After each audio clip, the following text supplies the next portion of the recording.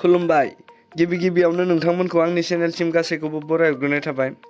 आं दिनै नोंथांमोननिसिम दाहाल सावथुननि मोननैसो गोनां खौरां लानानै फैदों। नोंथांमोना भिडिअखौ जोबजासिम फारियै नायलांबाय थाबानो मिथिगोन आं नोंथांमोननिसिम दाहाल सावथुननि मा गोनां खौरां लानानै फैदों।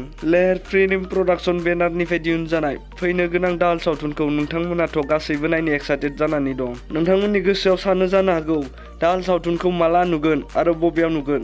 आं बेखौनो खोन्थालांगोन, नोंथांमोना भिडिअखौ जोबजासे नायलांबाय थाबानो जाबाय। पारुल भरारि बर'नि प्रडाक्ट खालामनाय आबुं बर' सावथुन दाहालनि स्ट'री, स्क्रिप्ट आरो डायलगखौ पंकज लाहारिया होदों। नोंथांमोनाथ' गासैबो मिथिखायो बिथां पंकज लाहारिनि स्क्रिप्ट, स्ट'री आरो डाइरेक्सन होनायफोरा बेसे सुपारहिट जायो।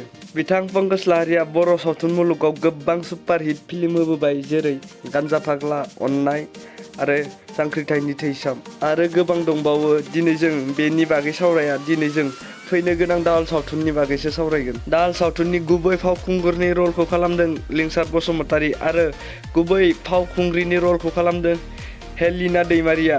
नोंथांमोनाथ' मिथिखायो बिथां लिंसार बसुमतारीनि एक्टिं, फाव फेसनफोरा माबायदि जायो आरो गोबां रायजोफोरजोंनो अनसायजायो आरो बिथाङा गोबां सुपारहिट फिल्मफोरबो लाबोबाय आरो बिथाङा पंकज लाहारिजोंनो गोबां फिल्मफोर लाबोबाय। नोंथांमोनाथ' बिथां लिंसार बसुमतारीनि गोबां फिल्म ओंखारनायफोरखौ नायजोबखाबाय जानो हागौ आरो नोंथांमोनानो बुंनो हायो लिंसार बसुमतारीया माबायदि टेलेन्टेड एक्टर। दाहाल दा प्रटेक्टर आबुं बर' सावथुननि ट्रेलारखौथ' इउटुबाव होखाबाय। नोंथांमोना गोबाङानो नायखांखाबायबो जानो हागौ आरो गोबाङानो नायाखैबो जानो हागौ। जाय नायाखै लेहेर फिल्म प्रडाक्शन इउटुब चेनेलाव नायनो हागोन, नोंथांमोना थांनानै नायहैब्लानो जाबाय। ट्रेलारखौ नायनानैथ' आं गोबां हिट मोनदों आरो सावथुनखौबो हिट जागोन होननानै सानो। आरो नोंथांमोना जाय ट्रेलारखौ नायबाय माबायदि मोनदों, नोंथांमोनाबो गावबा गावनि अपिनियनखौ कमेन्ट बक्सआव खोन्थाहरबानो जाबाय। नोंथांमोना दाहाल सावथुनखौ 12 सेप्तेम्बरनिफ्राय सिनेमा हलाव नुनो मोनसिगोन आरो बे फिल्मनि प्रिमियाम श'खौ 12 सेप्तेम्बर खालि तामुलपुरनि सिङाव थानाय क'क्राझार लेहराम बर' फिल्डआव नुनो मोनगोन आरो नोंथांमोना बे फिल्मखौ गोबां दाब जायगायावनो नुनो मोनसिगोन। नोंथांमोना दाहाल सावथुनखौ सोर नायनो एक्साइटेड जानानै दं कमेन्ट बक्सआव खोन्थाहरदो। नेक्स्ट आपडेटआव दं बर' सावथुन मुलुगनि मुंदांखा फावखुंग्रि फुजि बसुमतारीनि मोनसे आइटेम सं फैगासिनो दं। बे फैनो गोनां आइटेम संनि मुङानो जाबाय आजोलि। नोंथांमोना थाबैनो इउटुबाव नुसिगोन होननानै बिथां फुजि बसुमतारीया ससियेल मिडियानि गेजेरजों फोरमायना होदों। नोंथांमोना बे आइटेम सङाव फुजि बसुमतारीजों लोगोसे क'-एक्टराव नुनो मोनगोन मेक्स मेजिनखौ। बे आइटेम संनि करिय'ग्राफिखौ मानब लाबलिया होदों आरो MUAव दङ जगत बर'। बे आइटेम संनिनो शुटिंनि मोननैसो क्लिप दं, नोंथांमोना नायलांदो, आं होनानै होनि।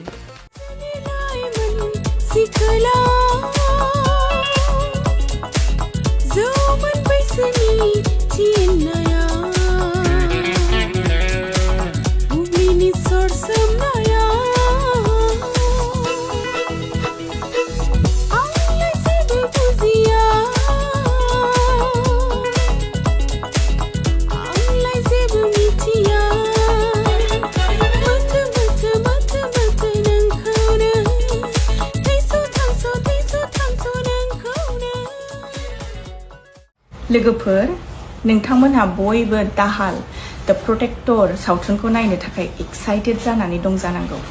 नोंथांमोनहा मिथिगौ ना दाहाल सावथुनखौ लेहराम बर' फिल्ड तामुलपुराव 12 सेप्तेम्बर खालि रिलिज खालामनानै होनाय जासिगोन। दा नोंथांमोनखौ बयखौबो लोगो मोनगोन होननानै आसा खालामो। गोजोन्थों। गिबियावनो बयनिसिमबो खुलुमनाय बावहरबाय। दिनै आङो बे भिडिअनि गेजेरजों नोंथांमोननिसिम मोनसे खोथा फोसावनो सानदों। बिथां पंकज लाहारिनि डिरेक्शनाव लेहेर फिल्म प्रडाक्शनजों दिहुनजानाय दाहाल सावथुनखौ तामुलपुर डिस्ट्रिक्टनि सिङाव थानाय घग्रा सकनि लेहराम पार्क फोथाराव फैगौ 12 सेप्तेम्बर खालि प्रिमियार श'नि थि खालामनाय जादों।